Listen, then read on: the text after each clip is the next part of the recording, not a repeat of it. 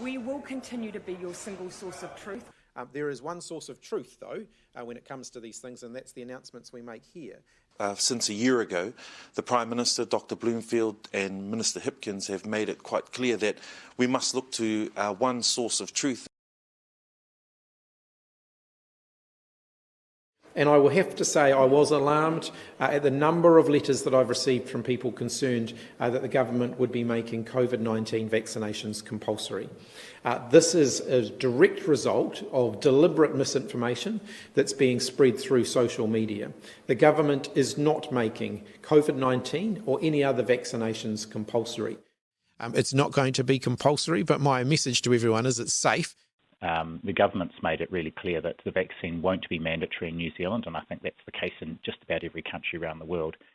As a government, we will not be making it compulsory. However, for our frontline workers, we will be considering whether or not we're meeting our health and safety obligations. Jacinda Ardern says there's no need to make a vaccine compulsory in New Zealand. I was concerned about the no jab, no pay policy of Australia. Are you looking at that? No, we're not. Fantastic, No. Thank you. I believe in vaccination, but not mandatory. Great, thank you. Great.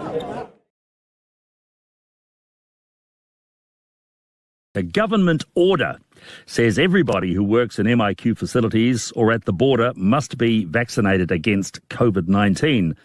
From next week, we start working through the individual data to ensure that those who we expect to be vaccinated have been. If they're not, they're moved on. People working at the border, we will be saying that to work at the border you have to have a vaccine, and then if you say you don't want to have a vaccine, you turn that down, then we'd be looking to redeploy you elsewhere.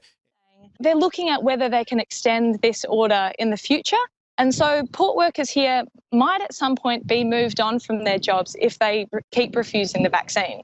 If there isn't an alternative, then their role in the NZDF will be looked at. They may be terminated. Yes. So they may lose their job if they don't take the vaccine. Yes. I'm an AUT student, and we've been informed that if we are to continue to go out on clinical placement, we'll be required to get the COVID-19 vaccine unless we have some sort of medical exemption. By about that point, we'll likely be in a position where we're vaccinating everyone. I think when you make things mandatory, it often ends up having the effect of, having certain populations or communities thinking that it's, this is not a good thing and it's infringing on their rights and stuff.